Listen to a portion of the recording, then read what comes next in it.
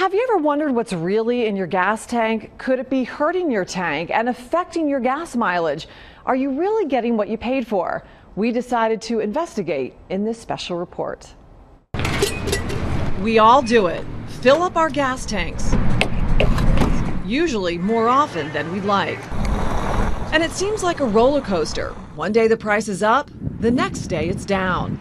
But do you really know what you're putting into your gas tank? Besides gasoline, you're pumping in ethanol, typically a corn-based fuel additive. Ethanol helps reduce our dependence on foreign oil, and it's better for the environment, but it doesn't get as good gas mileage, and over the long term, it can damage your gas tank. UD professor of chemical and materials engineering Robert Wilkens says it's impossible to know how much ethanol each gas station pumps into our cars throughout the year. I don't know if the same station one day gets 5%, one day gets 9%. That I don't know. Over the long term, it could have an impact. If one is consistently putting in 2% and the other one 9%, that adds up over time. Under federal law, gasoline can contain up to 15% ethanol. That's up from 10% when the government raised the limit last month. So what does that change mean to you? Possibly not getting what you paid for.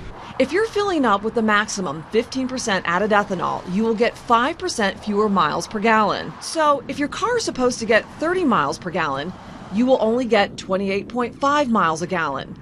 And at $3.50 a gallon, you're only getting $3.32 worth of real gas.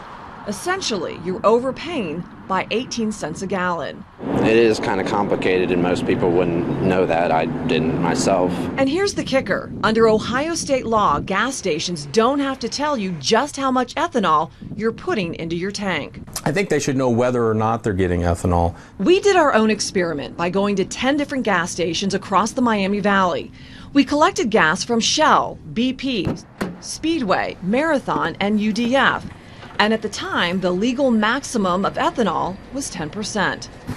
We tested the amount of ethanol at each station, and our results ranged from 4 to 9%. Carl Maurice drives a truck that takes E85, 85% ethanol, so he doesn't worry about the damage ethanol may do to his gas tank. I feel sorry for other people that have older vehicles that it can be a problem. Do you think the gas stations and the government should require the posting of ethanol? Yeah, absolutely. Not really.